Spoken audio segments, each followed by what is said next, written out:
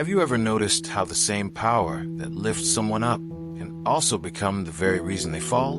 That's exactly the shocking tension hidden in Isaiah 10 when you read and explain the Bible with care.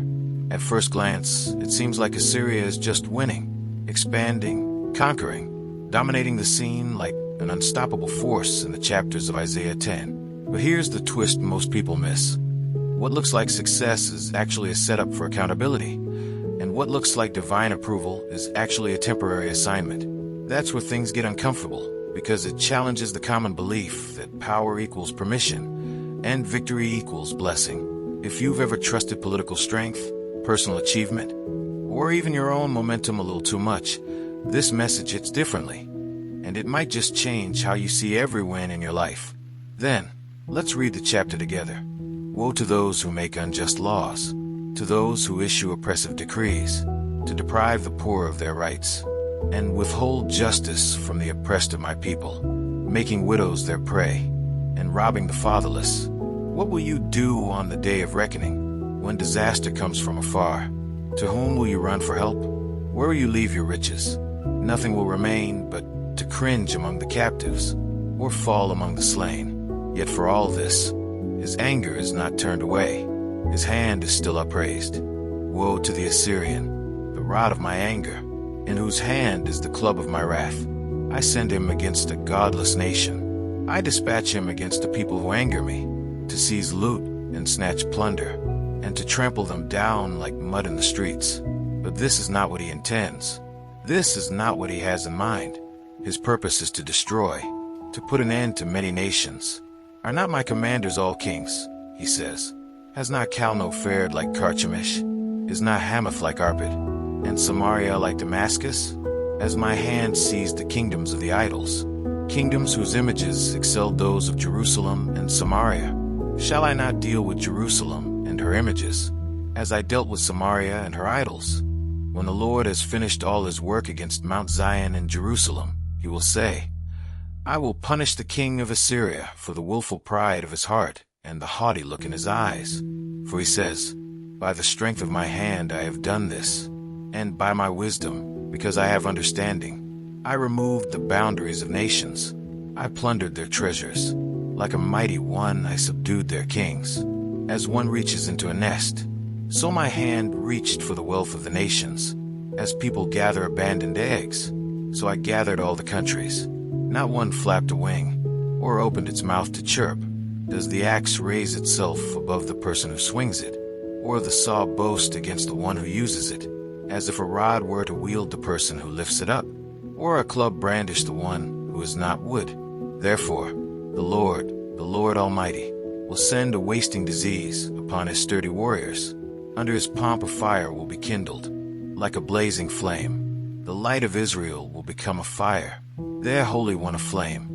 In a single day it will burn and consume. His thorns and his briars, the splendor of his forests and fertile fields, it will completely destroy, as when a sick person wastes away.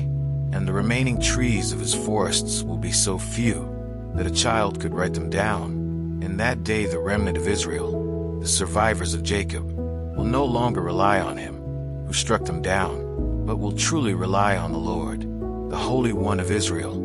A remnant will return, a remnant of Jacob will return to the mighty God. Though your people be like the sand by the sea, Israel, only a remnant will return. Destruction has been decreed, overwhelming and righteous. The Lord Almighty, will carry out the destruction decreed upon the whole land. Therefore this is what the Lord Almighty says, my people who live in Zion, do not be afraid of the Assyrians, who beat you with a rod, and lift up a club against you, as Egypt did. Very soon my anger against you will end, and my wrath will be directed to their destruction. The Lord Almighty will lash them with a whip, as when he struck down Midian at the rock of Oreb, and he will raise his staff over the waters, as he did in Egypt. In that day their burden will be lifted from your shoulders, their yoke from your neck. The yoke will be broken, because you have grown so fat. They enter Iath, they pass through Migron, they store supplies at Michmash.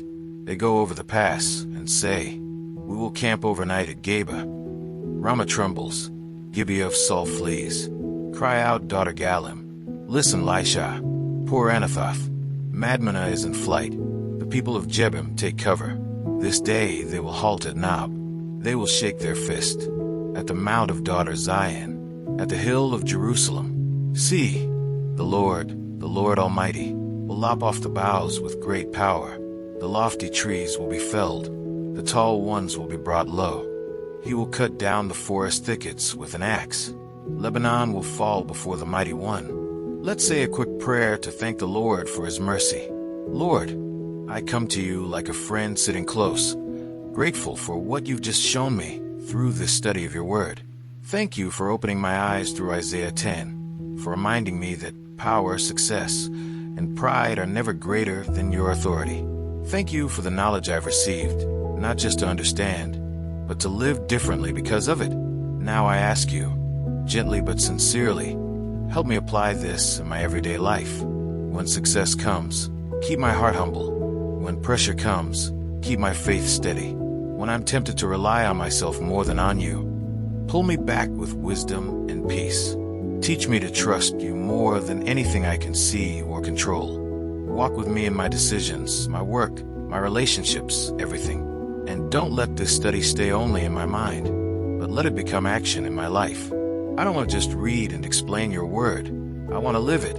Amen. When you read and explain the Bible, especially the chapters of Isaiah 10, the message doesn't stay distant.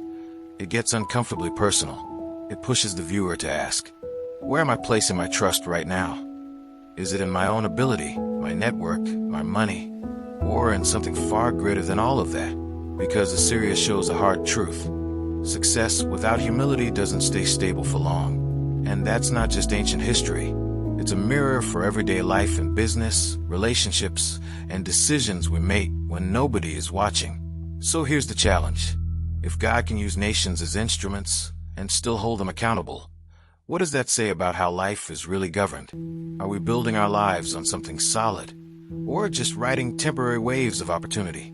Take a moment to read and explain these chapters again, not as theory, but as a warning and an invitation. Choose one area this week, your work, your habits, your priorities, and bring it back under humility and truth. And now the question becomes personal. Are you willing to stay faithful even when success tries to speak louder than wisdom? Are you ready to recognize correction not as punishment, but as direction? That's the real turning point Isaiah 10 puts in front of every reader willing to see it clearly. If this message spoke to you, subscribe to the channel, turn on notifications, and stay connected, because there are more powerful truths waiting in the next chapters that you read and explain in this journey. Keep going. Don't just consume knowledge. Apply it, and let it shape how you live. And as always, don't forget to check the last video and learn more about the scriptures.